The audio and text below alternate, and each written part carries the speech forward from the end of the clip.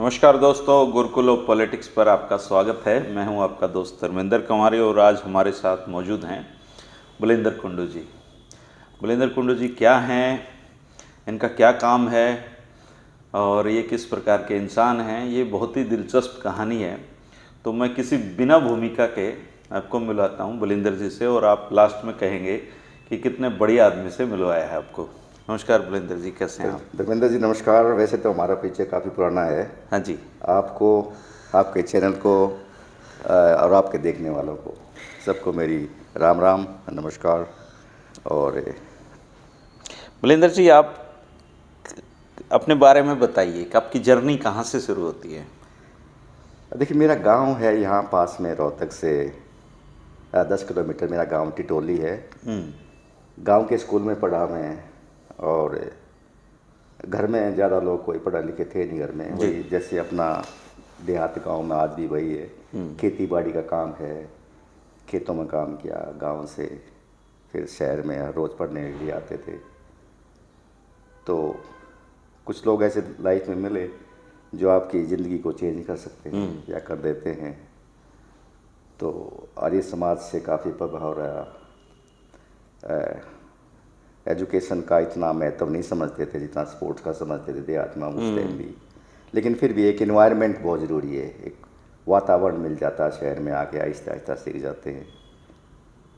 तो यहाँ से बैचलर डिग्री की मैंने एमडीयू से। एमडी से उस टाइम लेके, वो गवर्नमेंट कॉलेज होता था, लेकिन अफसर में गवर्नमेंट कॉलेज था। जी। उसके बाद मुलाकात हुई स्टडी के दौरान ही, क्योंकि मैं अच्छा डिबेटर था और स्पोर्ट्स में अच्छा था। कई स्पोर्ट्स खेलता था मैं, weight lifting, kho kho, body building, yoga. तो यहाँ पे उस टाइम वाइस चांसलर होते थे चौधरी हरिद्वार लाल जी। हरिद्वारी लाल जी। हाँ, तो एक उनसे मेरा इंटरेक्शन हुआ। चौधरी रामेर जी ने मेरा इंटरेक्शन उनसे इंट्रोडक्शन करवाई। मैं बैचलर, मैंने बीए ही की थी उस टाइम पे। तो उनको अच्छा लगा कि भाई देहात से है लड़का, ठीक है, स्पोर्ट्स में अच्छा है, डिक्लेमेशन कॉन्टेस्ट में इधर उधर एक्टिविटीज़ थी, तो ऐसे टैलेंट को पहचान लेते थे। उनकी एक विशेषता ये थी कि वो टैलेंट को एक नज़र में पहचान लेते थे। तो चोइरा में जो मेरे एक भाई भी थे, एक पिता की तरह बिहेव करते थे, जो भी हर मेरे मेंटोर थे यहाँ पे। चौधरी रामेर हुड्डा जी। यस यस, मैं यहीं रहता था 74-75 से। तो फिर चोई साहब ने उनको कहा कि भाई ये बालेंद्र क्या करने वाला है आगे। तो कहने लगा जी ये लॉ कर लेगा और मेरे साथ प्रैक्टिस कर लेगा यहाँ लॉ। तो उन्होंने कहा नहीं चोई साहब, ये अच्छा लड़का है, टैलेंट अच्छा है, कहाँ लॉ में फंसाते हो, इनको एमबीए करने दो। एमबीए? हाँ।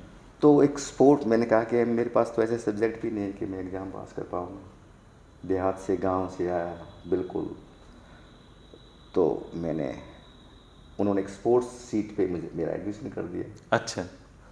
और ख़ास बात यह थी कि आई वॉज वेरी यंग।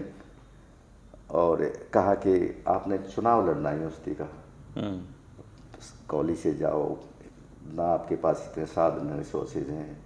पर ये एक पहचान बन गई उस समय कि ये लड़का हरिद्वार लाल के साथ में रहता है या उनके साथ इंटरेक्शन होता है। तो वो पहचान ऐसी बनी कि उनके पास किसी के जाने की हिम्मत नहीं होती थी उस टाइम पे। मैं 3-4 साल उनके छत्र छाया में रहा भी, हमें पहचान से पहले। जैसे ही मैंने एमबीए किया तो बीच में मैं एक बार धीरेन्द्र ब्रह्मचारी से मिला दिल्ली में। अच्छा। तो मैं भी उनसे इम्प्रेस थोड़ा सा हुआ, क्योंकि योगा करने लग गए थे तब तक आप? योगा तो मैं बचपन से ही कर रहा था, अच्छा, क्योंकि आर्य समाज आर्य समाज गुरुकुलों से मेरी बैकग्राउंड रही थी। तो वो मेरे से काफ़ी इम्प्रेस्ड हुए, तो मैं भी उनसे बहुत इम्प्रेस्ड हुआ। मैं आऊँगा धीरेन्द्र ब्रह्मचारी जी पे। पहले मुझे आप हरिद्वार लाल जी की पर्सनैलिटी की कुछ खास बातें बताइए। जैसे मैंने आपको बताया कि वो टैलेंट को पहचानते थे। उनके सामने कोई भी प्रोफेसर आमने सामने आ नहीं सकता था उस टाइम पे। जिस टाइम सुबह वॉक करने जाते थे, हाँ। तो कोई यूनिवर्सिटी का कोई भी प्रोफेसर होता था, वो सामने से आता, दूर से इधर उधर चला जाता था। अच्छा। क्योंकि वो कुछ भी पूछ लेते थे, अब बताना ना आए तो। और वो जनरली यहाँ पे इस टाइम नहीं था, पर वो ऐसा टैलेंट ढूंढ के लाते थे यूनिवर्सिटी के अंदर उस टाइम पे। Psychology, journalism, MBA, sociology, math, उस टाइम के जो HOD थे और आज के HOD आप कंपेयर कर देखो, दे वर मच बेटर। मतलब उनका एजुकेशन से कोई कंप्रोमाइज़ नहीं करते थे वो एजुकेशन के मामले में। और पता नहीं लोगों की क्या मिथ है उनके बारे में, क्योंकि मैं तो साथ उनकी रहा बहुत हूँ, कहानियां हैं, तो बहुत कहानियाँ, उनकी डार्क साइडेड की बहुत कहानियां डार्क साइड बहुत कहानियाँ हैं उनकी डेफिनेटली। ही मतलब जो आदमी 14-14 घंटे बैठ के पढ़ता हो, 14-14 ऐसा घंटे पढ़ते थे। कंटिन्यूसली, चाय पीना बैठ के, कंटिन्यूसली 14 आवर तक बैठ के पढ़ते थे उनकी ये। और वो स्टोरियाँ बड़ी अच्छी सुनाते थे, गांव की, देहात की, शहर की, ऐसी स्टोरियाँ सुनाते थे जैसे वो एक बार हम वॉक करने यहाँ जाते थे, ये जो नहर है, तो नहर पे वॉक करने जाते थे, तो जो छोटू राम के तो उनका भाई था कोई श्रीचंद जी, हाँ, तो भतीजे थे। हाँ, उनके बारे में बताते थे। और जो छोटू राम की जो वाइफ है, उनसे कोई उनका इंटरेक्शन रहता था या रहा था, जो भी था, तो कहने लगे चोई साहब इतने कंजूस हैं कि सुबह सुबह जब घर से जाते हैं तो इस साबुन के ऊपर निशान लगा जाते हैं, कोई दूसरा आदमी यूज ना कर ले। तो एक उनको मतलब ऐसी बातें बताते थे कि यार, मैं हाइट में छोटे थे, जो साहब कहता था कि मेरे को पहली बार किसी ने साइकिल डोनेट किया तो मैं पेड़ के सहारे लगाकर साइकिल पर चढ़ता था।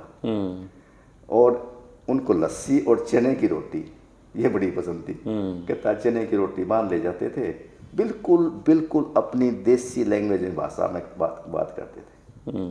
मतलब मैंने एक यूनिक अपनी लाइफ में, I have seen the whole world, he was a unique character Haryana का, एजुकेशन के मामले में भी, टैलेंट के मामले में भी, और जो वो करना चाहते थे ना वो करते थे वो डेफिनेटली, डरते नहीं, he never square from anyone. अच्छा, उनके मुंह से आपने ये वाली बात सुनी कि हरियाणा में डेडी आदमी पढ़े लिखे हैं? हाँ, ये तो बड़ी इस तरह की तो बड़ी एक बड़ा बड़ा यूज करते थे एक फ्रेम, जब किसी को भी कोई है ना आता है ये बड़ा वाहियात आदमी है यार, फिजूल आदमी है, अच्छा। इस ढंग की यूज करते थे। बोले यहाँ चोई देवलाल के बारे में ऐसा बोलते थे, पता है क्या क्या ऐसे बोल देते, चोई बंसीलाल के बारे में ऐसा बोल देते थे। उनके ऊपर तो किताब लिखी, उन्होंने हाईकोर्ट जाके बैन करवानी पड़ी। राइट, हाँ, वो डरते नहीं थे किसी से भी। तो एक बार यहाँ यही बाद में जब वो एक अजीब सी बात हुई कि हम यहाँ पे छत के ऊपर बैठे हुए, चोई साहब को मैं चाय डाला, चोई साहब चाय पी रहे, तो बाहर एक मक्खी घूम रही, तो वो उठ के अंदर चले गए। मैं क्या हुआ, चोई साहब चाय पे बैठे, तो मैंने देखा तो कहने लगे गई। मैं सोचा क्या बात हुई, बोले मक्खी थी। एक बार बहुत सी ऐसी घटनाएं हैं। तो सम टाइम सुबह वॉक करने जाते थे, बारिश हो रही थी तो मैं छतरी ले लेता था, तो कहीं रास्ते में ना ये पूरे शिष्य थे आप उनके? हाँ, मतलब मैं साथ में रहता था सुबह सुबह, तो सुबह वॉक करने के लिए साथ चले जाते थे। तो गाड़ी वो छतरी में लेता तो सामने कोई लोकेट कर लिया उन्होंने, सांप को देख लिया सामने कि कोई सांप है आगे, तो टर्न मार दिया, मैंने दिखा नहीं।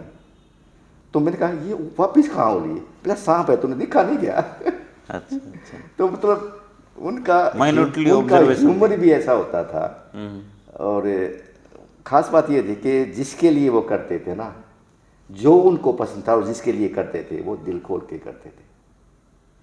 दूसरी बात ये था कि I was very young when I get married, I was 15 years old। अच्छा जी, राइट। जल्दी किया आपने ये काम? मैंने नहीं किया, घर वालों ने किया। आपने जैसे देहात में जैसे हो जाता, पढ़ाई लिखाई बाद में होती रही? पढ़ाई लिखाई में बाद में होती रही। तो मेरी जैसे मैंने MBA किया तो मुझे यूनिवर्सिटी में मैं योगा टीचर, तो मेरे ख्याल से आप हरियाणा के पहले योगा टीचर थे किसी यूनिवर्सिटी के? हाँ, मैं किसी यूनिवर्सिटी में अगर कोई योगा टीचर था हरियाणा का तो मैं पहला ही योगा टीचर था, और पहली पोस्ट निकाली थी ये। और उस टाइम ये लोगों ने क्रिटिसाइज भी किया आपके लिए निकली होगी। हाँ, ये आपके उस समय तो योगा का कोई जानता भी नहीं था, योगा की, है ना? हाँ, राइट। तो मैंने एक माहौल बना दिया। मैं यहाँ का सिर्फ यहाँ का पहला योगा टीचर नहीं था, हरियाणा का पहला योगा टीचर मैं न्यूयॉर्क का भी था। अच्छा। न्यूयॉर्क में भी उस टाइम जिस टाइम मैंने टीच करना शुरू किया तो शायद और कोई योगा टीचर नहीं था उस टाइम, 85 की बात बता रहा हूँ मैं। तो फिर कुछ दिन मैंने यहाँ काम किया यूनिवर्सिटी में, उसके बाद मैं अमेरिका चला गया। हाँ, अब मैं अमेरिका पे आऊँगा। धीरेन्द्र ब्रह्मचारी जी के बारे में बताइए, क्योंकि ऐसा कहा जाता है कि वो इंदिरा गांधी जी से क्या मतलब सबसे क्लोजेस्ट गुरु थे वो। तो आपकी उनके साथ क्या यादें हैं?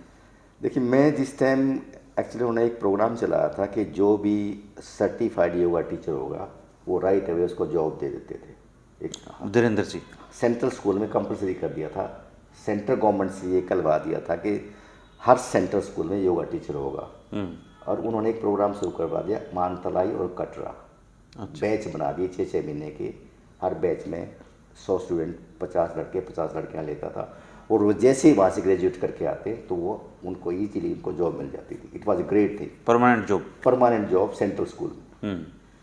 तो उसी प्रोग्राम में मैंने ऐड देखी तो मैं भी चला गया वहाँ पे। तो इंटरव्यू बैठे हुए थे। तब तक जॉब तो लगी चुके थे आप? नहीं, जॉब नहीं लगे थे? नहीं, पर जब तो मैं पढ़ रहा था यहाँ पे, एमबी कर रहा था, इन बिटवीन में गया था वहाँ पे। तो उन्होंने मेरी तरफ देखा ऐसे। मैं उस टाइम थोड़े से कपड़े भी ऐसे पहनता था, थोड़े से कुर्ता पजामा लाल, जो गांव के अपने? नहीं, बहुत फैंसी से पहनता था, मतलब जो विजिबल होते थे। अच्छा। तो उन सब इंटरव्यू करने के बाद जैसे मेरा आया तो देखा कि ये वो, तो अपने स्टाफ को बताया कि इस बच्चे को रोक के रखना। अच्छा। तो फिर मेरे से उन्होंने काफ़ी बातें की, मेरे बारे में पूछा, ये वो देहात से काम, जो बिहारियों को बहुत लेते थे, हरियाणा वालों को कम लेते थे। तो मेरे को लगा कि you are the cream of this batch. जब उससे उनसे बात हुई कि भाई आप वाकई में, क्योंकि वो जितना मेरे से पूछा उतना मैं यहाँ पहले सीख चुका था गुरुकुलों में इंटरेस्ट से। तो वॉज वेरी इंटरेस्टिंग पर्सन, बहुत उनकी पर्सनैलिटी, उनका बोलने चालने का तरीका, प्रेजेंटेशन। अंग्रेजी बोलते थे वो? अंग्रेजी बोलते थे, हिंदी बोलते थे, संस्कृत बोलते थे, मतलब। और फिर वो हमें टीच करने आते थे बीच बीच में एक आध बार ना। अच्छा। अपना प्राइवेट उनका वो था, हेलीकॉप्टर में आ जाते थे, तो कुंडलनी का बड़ा अच्छा बताते थे, कुंडलनी के बारे में। उनको देख के लगता था कोई वो पहुंचे हुए संत हैं, या फिर एक उनका जो फिजिकल अपीयरेंस जो थी ना वो बहुत बढ़िया थी।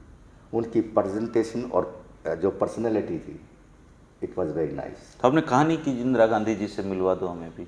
उस टाइम तो पता ही नहीं होता था, like we are not expose that much. अभी गाँव देहात से बच्चे आए हुए, उनको तो जॉब दिखता था कि मैं यहाँ तक आ गया, वो भी इट वाज अचीवमेंट। तो ऐसे ही लाइफ में काफ़ी हिलेरियस सी लाइफ रही ढंग से ना, लोगों से। कितनी मुलाकातें रही होंगी आपकी उनके साथ? उनके साथ में कम से कम 5-6 बार मिला। फिर वो चैनल चलाते, चैनल पे आते थे, एक दो बार दूरदर्शन पे आते थे। हाँ, दूरदर्शन में आए। फिर आते ही फिर मैं यहाँ पे MD यूनिवर्सिटी में जॉब लग गई थी मेरी। फिर ज़्यादा इंटरेक्शन नहीं रहा, फिर मैं अमेरिका तब स्वामी रामदेव जी का नाम सुना आपने? नहीं, उस टाइम तो मैं तो, मेरे को जॉब भी यहाँ पे योगा के बेस पे इसलिए दिया था कि आज यूनिक सी चीज़ें मैं करता था। अच्छा। पल्स रोकना, गाड़ियाँ रोक देना, और इस ढंग के लाइक योगा के गाड़ियाँ रोक देना, हार्ट बीट रोक देना। हाँ, तो ये प्रेजेंटेशन में देता रहता था यहाँ पे। तो वो ये भी मैं इस पर भी बताएं, खास बात मुझे ये अमेरिका वीज़ा कैसे मिला था, ये इसमें आऊँ तो I was kind of figure के, और मतलब सीखा सोसाइटी से, लोगों से। तो उसके बाद फिर मैं यहाँ, उन्होंने अपॉइंट कर दिया था योगा टीचर। तो अमेरिका कैसे पहुँचे आप? ये भी एक अजीब सी कहानी है। एक मेरा फ्रेंड है, पहले उन्होंने रोका नहीं हरिद्वार लाल जी? हाँ, उन्होंने कहा मुझे, चोई साहब ने कहा, जरा मेरे जी ने कहा कि यार क्या करेगा ये अमेरिका जाके, यही अमेरिका है।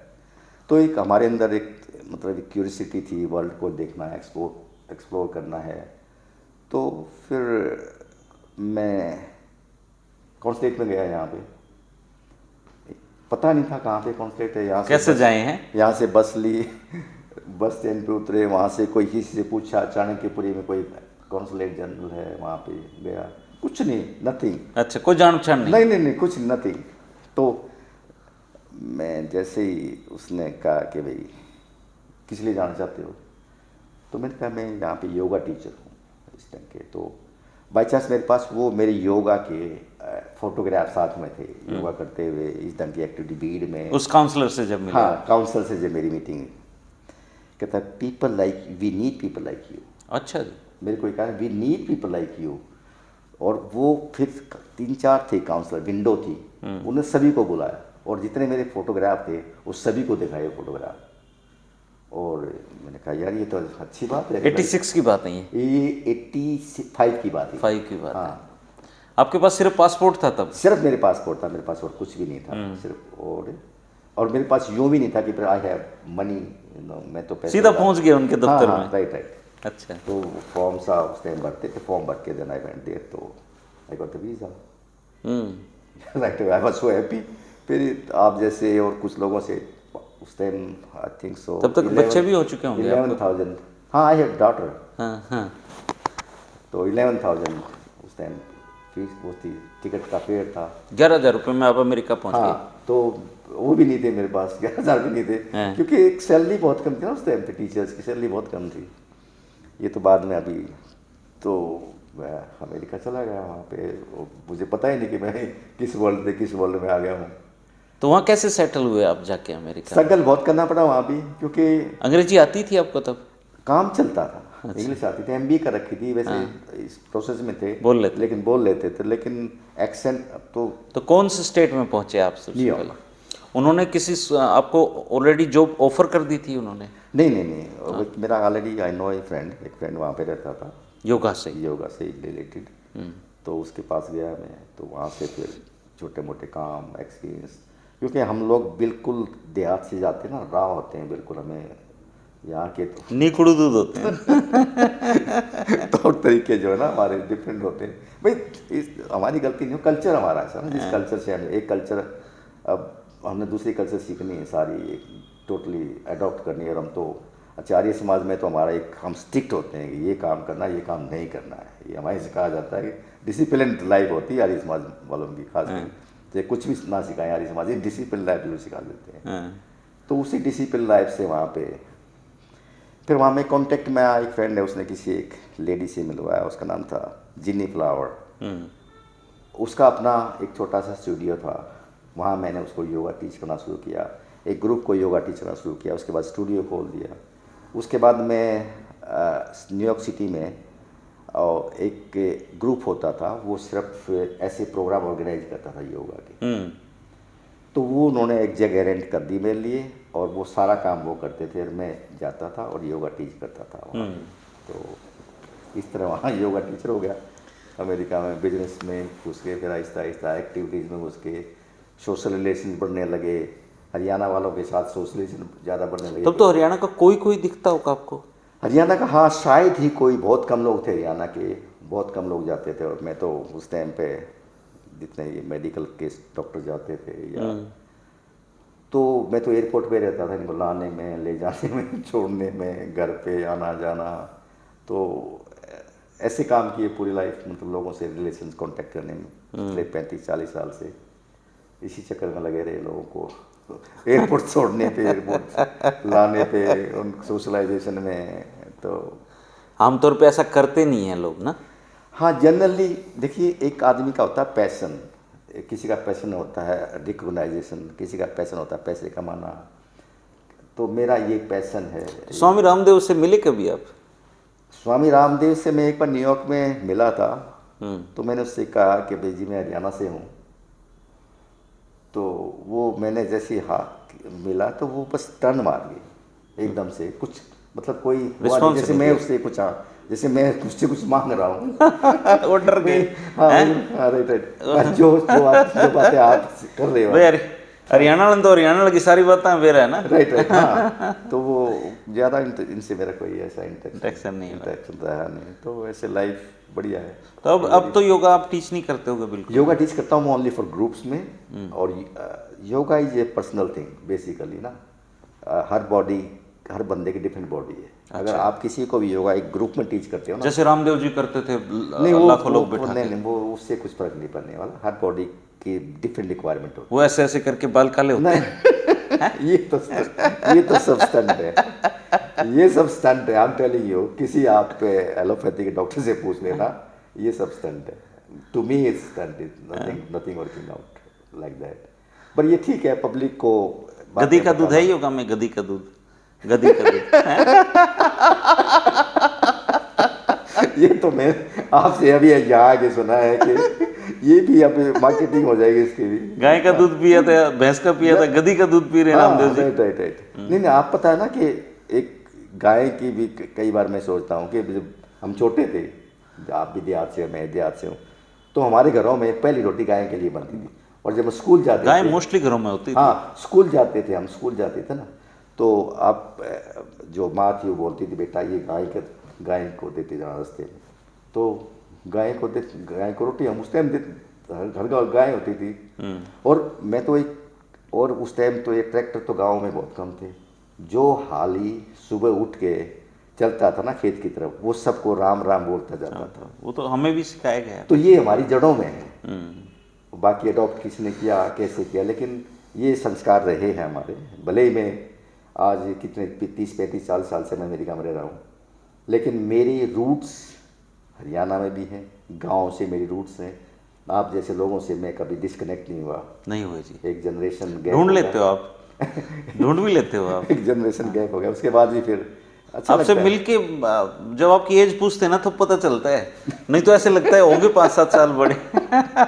नहीं, वो मेरे घर पे कोई आता ना वहाँ अभी 67 के हो गए ना आप? पे, या कंफर्म मैं कंफर्म नहीं हूँ, इस बात से मैं कंफर्म नहीं हूँ। तो पहले तो वो कहते हैं भाई साहब, भाई साहब, हाँ। भाई साहब।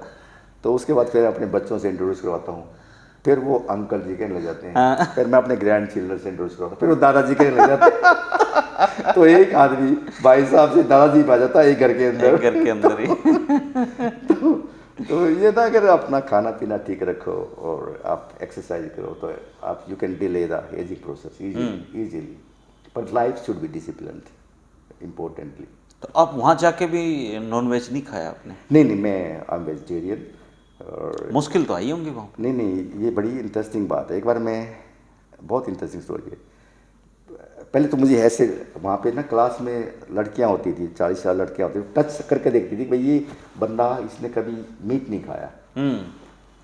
तो क्लास जैसे ही ख़त्म की तो वो कुछ स्टूडेंट थे, वो कहने लगे चलो जी आज तो पूल में जाएंगे, स्विमिंग करने जा रहे हैं।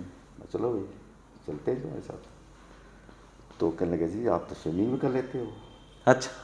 मैंने कहा हाँ स्विमिंग, हाँ तो मैं स्विमिंग पानी पे सोप के दिखा दूंगा था। हाँ, मगर नहीं हमारी तो हर वहाँ पे गांव में ओलंपिक साइड पूल है। हाँ, ओलंपिक से बड़े जी। हाँ भाई इनसे बड़े बोला अच्छा इतना प्रोग्रेस है। बोले वहाँ कोच काच भी होते हैं, वहाँ हमारी भैंस होती है हमारी कोच। पूछ पकड़ लो चलो। That's the way we learn swimming। तो ये इंटरेस्टिंग स्टोरी है, बड़ी एक बात है ना। मुझसे बेटे ने पूछा पापा आपने स्विमिंग कहाँ सीखी? मैंने कहा मेरे भाई ने मुझे उठा के जोड़ में फेंक दिया, मैं सीख गया।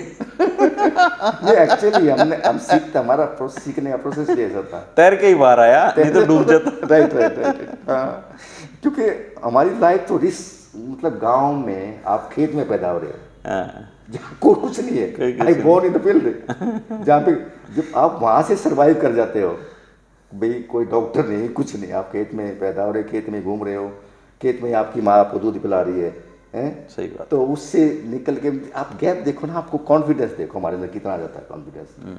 आज हम जब मैं गांव में जाता हूँ, गांव के जोड़ को, गांव के अपने घर को जहाँ पैदा हुआ था उसको देखता हूँ, और जब मैं सामने वाशिंगटन डीसी में राष्ट्रपति भवन के सामने खड़ा हो गया, उन लोगों से बातें करता हूँ, तो ये कॉन्फिडेंस होता है आदमी के अंदर।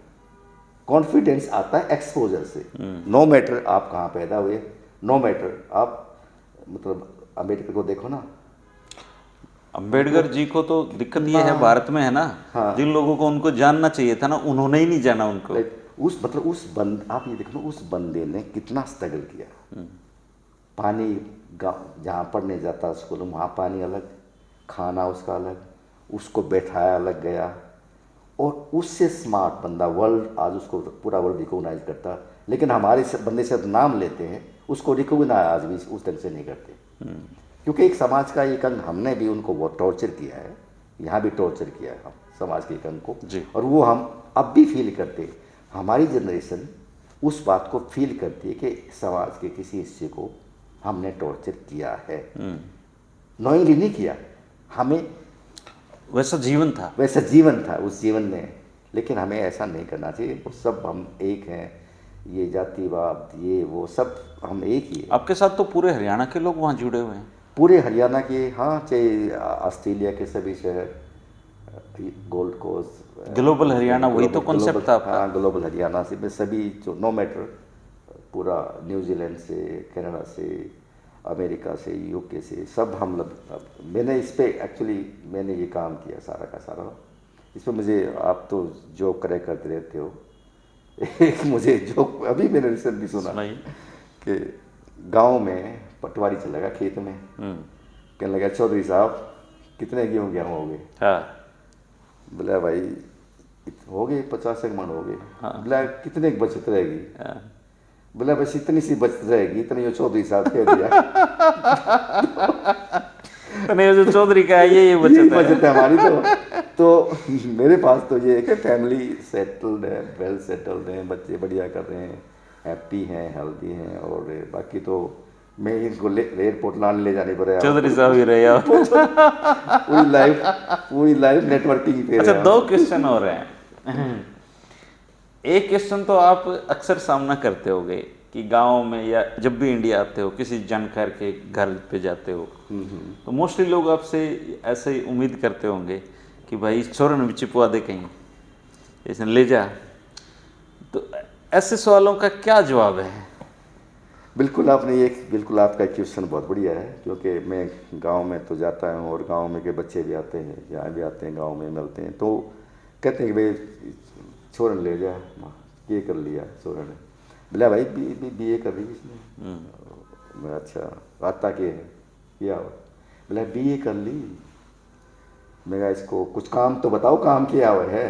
बोला और क्या काम चाहिए था? मैं इसने लड्डू बनाने आते हो, जलेबी बनानी आती हो, सफाई का और कोई काम आता हो, और कोई इलेक्ट्रिक का कोई काम आता हो, भाई ये काम है। अगर ये, बोले ये कैसे हो सकता है? मैं कहा बाहर अगर बच्चा भेजना हो, हमारे बच्चे भी ये काम करते हैं, ये ऐसी बातें सीखी हैं, यही काम किए हैं। अगर वहाँ बाहर बच्चा, अगर आपने किसी ने भी बाहर बच्चा अपना भेजना, तो उसको एक टैलेंट आना जरूरी है। स्किल बहुत ज़रूरी है। स्किल के बगैर, स्किल लाइफ में हर जगह काम आता है। आप कुछ भी करो, स्किल तो यहाँ भी काम आती है। ड्राइविंग भी एक स्किल है, घर की सफाई करना भी स्किल है, गार्डनिंग करना भी स्किल है, किचन में काम करना भी स्किल है।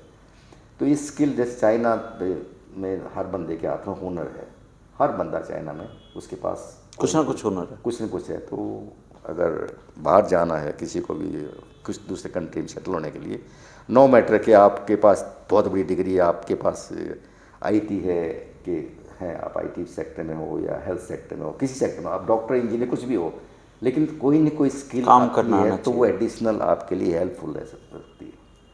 अब अमेरिका के अंदर अगर आपको एक प्लम्बर बुलाना हो, इलेक्ट्रिशियन बुलाना हो, तो ये तो स्ट्रगल, उसके लिए बुलाने के लिए आपको काफ़ी स्ट्रगल करनी पड़ती है। अच्छा, एक दूसरा ये है कि अभी हरियाणा के खासकर बहुत बड़ा इलाका जीटी रोड बेल्ट का, ये डोंकी रूट से अमेरिका जाते हैं, और इस बारे में बहुत बात हो चुकी है बहुत। तो इनके जाने के वहाँ इफेक्ट्स क्या हैं? देखिए, ये आजकल काफ़ी हार्ड टॉपिक बना हुआ है। रास्ते तो काफ़ी खतरनाक रास्ता, आप सभी जानते, काफ़ी बातें हो चुकी हैं, लेकिन एट प्रेजेंट सिचुएशन कोई इतनी अच्छी नहीं है, ना इनका फ्यूचर इतना अच्छा है वहाँ पे, क्योंकि कभी भी लाइफ में ये वहाँ के परमानेंट सिटीजन बनना बहुत मुश्किल है, नहीं बन पाएंगे। और ट्रम्प तो कह ही रहा है बाहर भेजूंगा इनको। हाँ, वो मतलब बाहर भेजेगा नहीं, जो बाहर बच्चे काम कर रहे हैं वो तो लीगली काम कर रहे हैं, इलीगल है उनको भेज सकते हैं, लेकिन उनका भी काम नहीं चल सकता वहाँ पे, नहीं चल सकता। हाँ, बहुत मुश्किल है, क्योंकि गोरे लोग या वो काम नहीं करते जो हम लोग वहाँ पे जाके कर रहे हैं, तो उसके लिए उनको गोरे लोग सच में आलसी होते हैं क्या? आलसी नहीं होते, वो मलाई खाना चाहते हैं। छोटे काम नहीं करते वो उनको बगैर मतलब के आपसे बात भी नहीं करेंगे। अच्छा जी।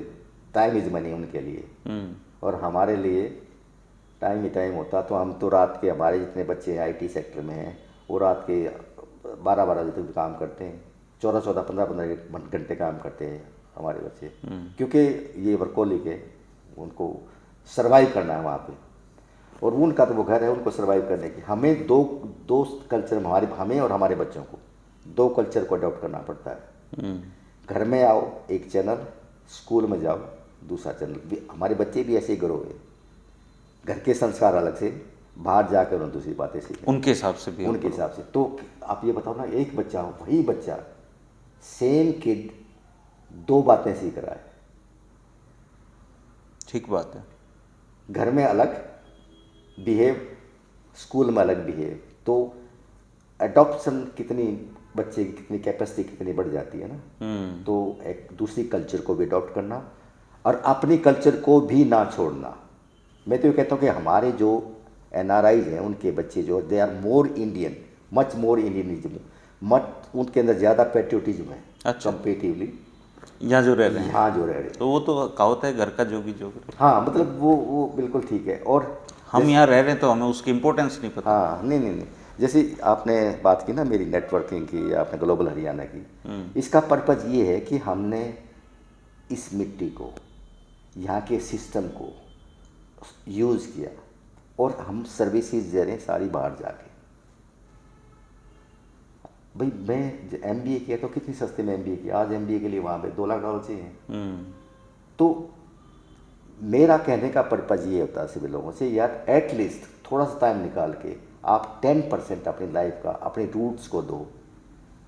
आप पैसे मत दो, आप गांव में जाते हो, शहर में जाते हो, अपने दोस्तों में जाते हो, तो उनको जो आपके पास एक्सपोजर है ना वो दे दो, वो दे दो। इट्स नॉट नेसेसरी कि यू हैव टू पे, ठीक है जिसके पास पैसा है मॉनेटरी हेल्प कर दी गांव में जाके, लेकिन एक इंस्पायरेशन होता है, मोटिवेट आप करते हो दूसरे बच्चे को, तो इतना भी करते हो तो वो बहुत है। तो पर्पज़ सिर्फ यही है कि अपनी रूट्स को ना छोड़ो और गांव में, देहात में या शहर में, अपने एनवायरनमेंट में आप टच में रहो, ताकि दूसरी जो जनरेशन है वो जनरेशन आपसे कनेक्ट हो पाए। और जो ये भारी आज के दिन अनएम्प्लॉयमेंट है कंट्री के अंदर, इसको आप सोल्व कर सकते हो, इसके बारे में कुछ आइडिया जनरेट कर सकते हो। सोशल जो इंजीनियरिंग यहाँ की ख़राब होती जा रही है, जो बढ़ती जा रही है, भाई आप एक दूसरे को हम देख के राज़ी नहीं, उसके बारे में बताओ। बाहर तो ऐसा कुछ नहीं है ना, बाहर तो आपसे कोई पूछेगा नहीं, आपकी जाति को नहीं पूछेगा, कोई धर्म नहीं पूछेगा आपको, तो लेकिन कंट्री है बस, कंट्री है बस, यस। और कंट्री भी हैव टू वर्क। आप काम करो, शांति से रहो, अपनी लाइफ को एंजॉय करो। तो बेसिक पर्पज़ यही है कि भाई आप रूट से जुड़ो और अपना कुछ परसेंट लाइफ का कंट्रीब्यूट करो अपने बैक होम पे। That's the basic purpose, that's what I am working for. अब आपको हरियाणा कुछ ज़्यादा याद आता है पहले से, जैसे स्ट्रगल कर रहे थे लाइफ में, सब चीज़ें सेटल होती, अब आप हरियाणा को कैसे देखते हैं, किस तरह का है हरियाणा अभी? देखिए, एक उस टाइम तो मेरा एक टाइम हम सभी लोगों का ना, फर्स्ट जनरेशन वहाँ पे स्ट्रगल बहुत करती है। अच्छा। इस्टेब्लिशमेंट करने के लिए, ताकि सेट हो जाए।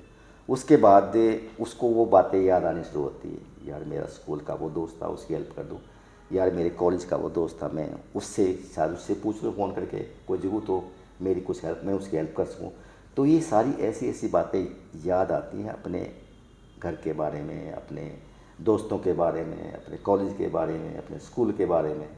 और उसको करने में आपको एक विशेष सेटिस्फैक्शन मिलता है, आनंद आता है। हाँ, कुछ लोग ऐसे हैं, वो देखिए जो डेवलप्ड कंट्री ना, उनकी लाइफ ऐसी है, सुबह उठो, तैयार होकर ऑफिस जाओ, 8 बजे आओ, खाना खाओ, टीवी देखो, सो जाओ, सुबह उठ के फिर ऐसा सर्कल है वो।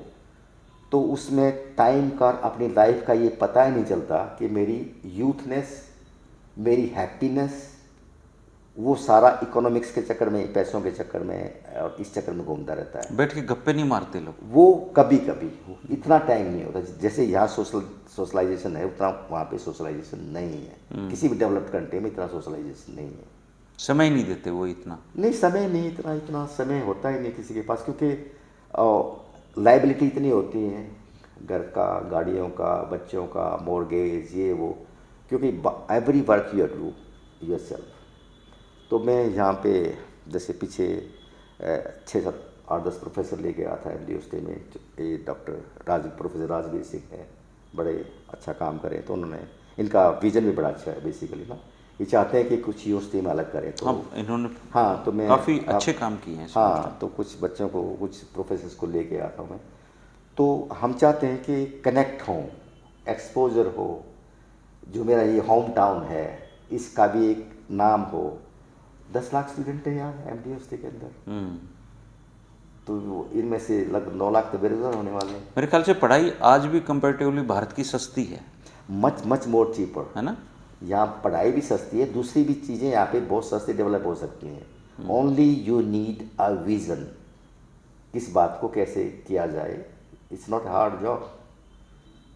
तो दस हम करते रहते हैं सारा लाइफ में। बढ़िया है सर, आप अच्छा काम कर रहे हो और आप उन खुश नसीब लोगों में हैं जो धीरेन्द्र ब्रह्मचारी से भी आपकी हाँ, यादें नहीं, हैं। धीरेन्द्र ब्रह्मचारी, चंद्रा स्वामी, हालांकि बात चंद्रा स्वामी भी मिले। चंद्रा स्वामी, ये इन लोगों से काफ़ी कुछ टाइम पे इंटरेक्शन रहता था वहाँ पे, क्योंकि हरियाणा का आदमी है ना, जहाँ भी जाता है तो वो अपनी जगह बनाने की कोशिश करता है और वो उसकी अलग ही पहचान बनती है।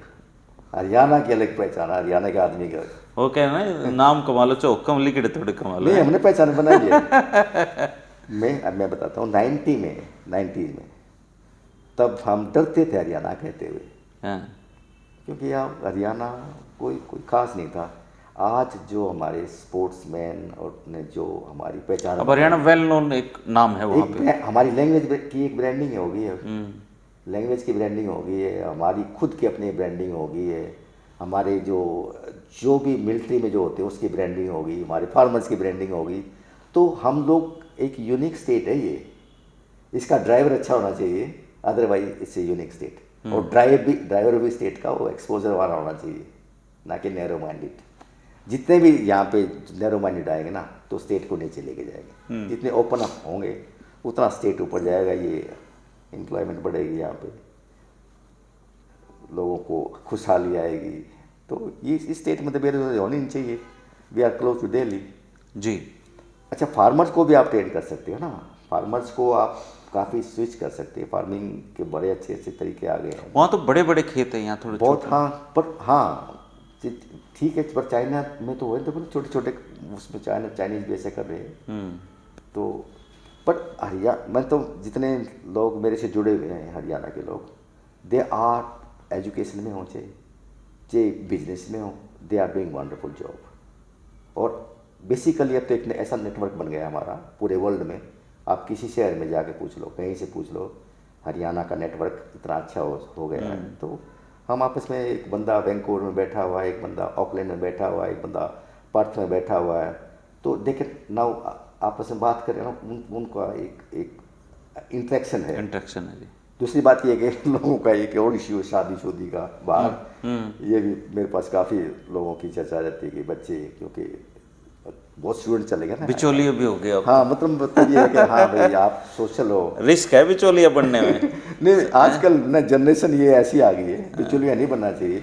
भैया तुम ये लड़का है, तुम ये लड़की है, आप यू कैन टॉक, बाकी माँ बाप की तो चलती नहीं है। नहीं, कुछ मेरे पास फ़ोन आएंगे काफ़ी कि भाई इस तरह मेरे या अमेरिका में एक लड़का है या कनाडा में लड़की है। मैं पहले आप अपने बच्चे से ये पूछो कि दे हैव समवन और नॉट। हाँ, क्योंकि आप बीइंग ए पेरेंट्स आप एफर्ट्स करते रहे तो बिहाइंड द सीन कुछ और होता है। हाँ, वो मना करते रहते शादी, वो नए शादी के लिए मना करते हैं। तो एज मतलब एज बढ़ गई काफ़ी, मतलब 25-30 में तो सोचना शुरू कर देते हैं। तो ये है। आप जैसे लकी नहीं होते ना सब। इस 15 में इस वर्कआउट गुड बेसिकली। हाँ, तो मतलब अभी लगता भी नहीं कि भाई। तो आप में और बेटी की उम्र में कितना गैप है? माय डॉटर इज 44 और कितना 20-21 साल का। 20 साल का लड़का है। मैं बस यंग, वेरी यंग, मैंने गॉट डॉटर। तो बच्चे साथ ही बड़े हो जाते हैं ना फिर? पता भी नहीं चलता, बच्चे तो फ्रेंड ही है, मतलब साथ ग्रो हो गए बच्चों का। मतलब ये बताता हूँ कि मेरी सिचुएशन ये थी कि जब यहाँ के बंदे जाते थे, आई थिंक सो सुन भी रहे होंगे कि मेरे बच्चे बाहर सोते थे और वो उनके बेडरूम में सोते थे। ये 90s की बात बताता हूँ मैं। तो मैंने तो, पर ये है कि आप एक्सपेक्ट ना करो। परेशानी आपको तब होती है जब आप किसी के लिए कुछ करते हो और बदले में चाहते हो। तो आप कुछ मैंने कभी एक्सपेक्ट नहीं किया, तो वो उस हिसाब से ठीक है।